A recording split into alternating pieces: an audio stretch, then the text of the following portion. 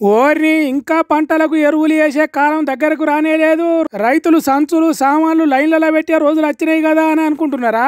కానీ ఇది ఎరువుల కోసమో ఇత్తనాల కోసమో కాదు, కడుపు నింపే బియ్యం కోసం పడుతున్న తనలాట. రేషన్ షాపులల్లో 3 నెలల బియ్యం ఒక్కసారే ఇస్తున్నారని చెప్తే పబ్లిక్ పడుతున్న బాధలి. కిలోమీటర్ల కొద్ది లైన్లు కట్టి ఎర్రటి ఎండలలో నిలబడలేక ఇగో గిట్లా గిలగిలలాడుతున్నారు పబ్లిక్. కొన్ని దిక్కుల ఎక్కడ వెనకబడిపోతామో, ఏడ సన్న బియ్యం మిస్ అవుతామో అన్నట్టు పొద్దుగానే డీలర్ షాపుల ముందడికి వచ్చి పడిగాపులుగా వస్తున్నారు.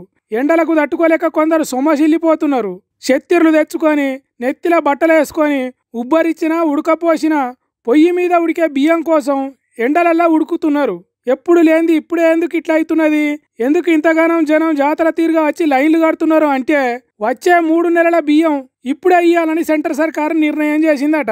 అట్లెందుకంటే వచ్చేది అసలే వానకాలం, ఎప్పుడు రేషన్ షాపులలో సర్వర్లు పనిచేస్తాయో ఎప్పుడు బంద్ అవుతాయో తెలియదు. కాబట్టి జూన్ జూలై ఆగస్టు నెలల బియ్యం గోధుమలు ఇప్పుడే ఇయ్యాలని చెప్పిండ్రట. ఈసారి వానలు వరదలు ఎట్లుంటాయో కూడా తెలియదు. కాబట్టి పబ్లిక్ 3 నెలలకు సరిపోయే గాసం అందుబాటులో ఉంచాలనే ఆలోచన చేసిందట. అందుకే 3 నెలల బియ్యం గోధుమలు ఒకసారి ఇస్తున్నారని చెప్తే ఇగో గింత గోసపడుతున్నారు పబ్లిక్. కొండ నాలికకు మందు పెడితే ఉన్న నాలిక ఊసిందన్నట్టు అవుతున్నది. 3 నెలల బియ్యం కోసం వస్తే ఆలస్యం అయి కొలువుకు దూరం అవుతున్నాం. చేసేది చిన్న ప్రైవేటు కొలువు కాబట్టి అది ఉంటుందో ఊడుతుందో తెలుస్తలేదు. వ్యవసాయం చేసేటోళ్ళు కూలీనాలు పోకుండా అవుతున్నారు. గంటల కొద్దీ పడిగాపులు కాయాల్సి వస్తున్నదని అంటున్నారు. ఎట్లాగూ 15వ తారీఖు దాకా బియ్యం ఇస్తున్నారని తెలిసినా అందరూ ఒక్కసారి వచ్చే వరకు తిప్పలవుతున్నదని అంటున్నారు డీలర్లు.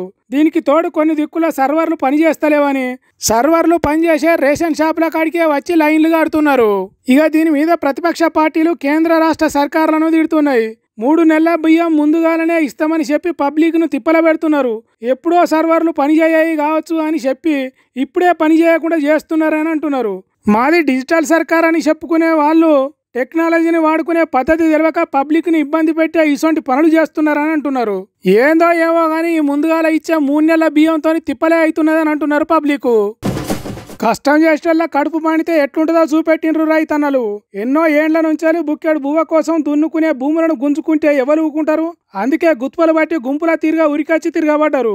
మా కాళ్ళ కింద భూములు గుంజుకుంటే మేము ఎక్కడ నిలబడాలి అన్నట్టు కడుపు మండి కొట్లాటకు దిగినరు రైతన్నలు. జోగులాంబ గద్వాల జిల్లా రాజోలి మండలం పెద్దదన్వాడ అనే ఊర్లే ఇథనాల్ ఫ్యాక్టరీ పనులు మొదలుపెట్టినరట కంపెనీలు. అంతకుముందు కాంగ్రెస్ సర్కారు ఇథనాల్ ఫ్యాక్టరీ పనులను ఆపేస్తామని చెప్పిందట. కానీ ప్రభుత్వం ప్రజలకు ఇచ్చిన మాట తప్పి పోలీసులను పెట్టి మరీ ఇథనాల్ ఫ్యాక్టరీ పనులను సురువు చేసిందట. అబ్బా గింత మోసం ఉంటుందా? కాపాడతాం అన్నోళ్ళే కంచకారం కొట్టినట్టు చేస్తారా? ఈపు మీద కొడితే ఓర్చుకుంటాం కానీ మా కడుపు మీద కొడితే ఊకుంటామా? నమ్మించి మోసం చేస్తే ఊకోము అన్నట్టు చేసిండ్రు. పోలీసుల వ్యాన్లు కార్లు బస్సులను బద్దలు కొట్టిండ్రు. ఆడోళ్ళు మొగోళ్ళు పిల్ల జల్ల అందరూ కట్టెలు పట్టుకొని కదం దొక్కిండ్రు. పోలీసులు లేదు పొరక షీపురు లేదు, అడ్డం ఎవరొస్తే వాళ్ళని అందుకునుడే అన్నట్టు చేసిండ్రు. కార్లల్లో వచ్చిన వాళ్ళు మర్రి చూడకుండా పరారైనరు జనం కోపాన్ని చూసి. ఇథనాల్ ఫ్యాక్టరీ కట్టడానికి వచ్చిన లేబర్ల గుడిసెలను బీకేసిండ్రు.